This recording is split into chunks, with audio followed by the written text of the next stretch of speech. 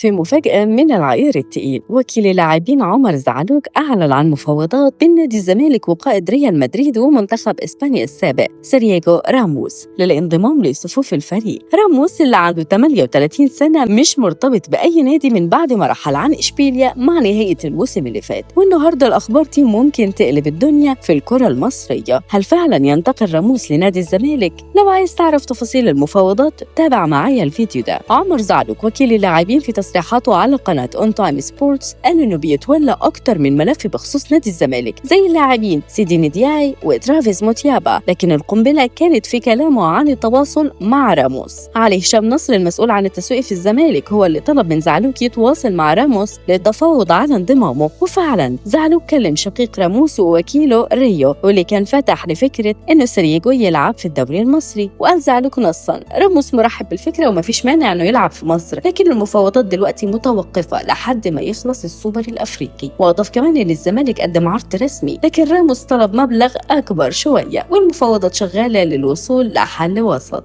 الوكيل شدد إن الفرق المادي مش كبير، وإن نسبة إتمام الصفقة 50-50، يعني كل حاجة واردة تحصل بعد السوبر. وكمان ما يعرفش إذا كان الزمالك هيتكفل بالصفقة بالكامل ولا هيكون في تدخل من رجال أعمال محبين للنادي، لكن الواضح إن الصفقة لسه على الطاولة. من ناحية تانية الصحف العالمية بدأت تتكلم عن المفاوضات دي. صحيفة موندو ديبورتيفو الإسبانية كانت أفادت قبل كده أن راموس رفض عروض كتير من إنجلترا، إيطاليا، فرنسا، تركيا وحتى السعودية بسبب ضعف القيمة المالية، لكن المفاوضات مع الزمالك دي ممكن تكون فرصة لرؤية راموس في الدوري المصري. راموس اللي بيلعب كمدافع عنده مشوار كبير في عالم كرة القدم، لعب في الأندية كبيرة زي إشبيليا، ريال مدريد وباريس سان جيرمان. مع ريال مدريد حقق كل البطولات اللي ممكن تتخيلها، من دوري أبطال أوروبا اللي فاز بيه 4 مرات، للدوري الإسباني 5 مرات، وكتير من الكؤوس زي كأس العالم للأندية، السوبر الأوروبي وكأس ملك إسبانيا. أما على مستوى المنتخبات فحقق كأس العالم 2010 أوروبا مرتين مع منتخب إسبانيا، وده اللي بيخلي سيرييغو راموس واحد من أعظم المدافعين في التاريخ. لو الصفقة دي تمت هتكون خطوة هائلة لنادي الزمالك والدوري المصري بشكل عام. وجود لاعب بحجم راموس في مصر هيجذب الأنظار للدوري وهيرفع من مستواه بشكل كبير، وهيكون دافع لباقي الأندية إنها تفكر في صفقات عالمية بنفس الحجم. في النهاية مش هنقدر نجزم إذا كانت الصفقة دي هتتم ولا لا، لكن أكيد الكرة دلوقتي في ملعب الزمالك. هل هنشوف راموس بالتيشيرت الأبيض قريب ولا المفاوضات هتقف؟ الأيام الجاية هتجاوب على كل الأسئلة دي، بس كل اللي نقدر نقوله دلوقتي إن فكرة راموس إنه يلعب في مصر مش مستحيلة زي ما كانت الناس فاكرة.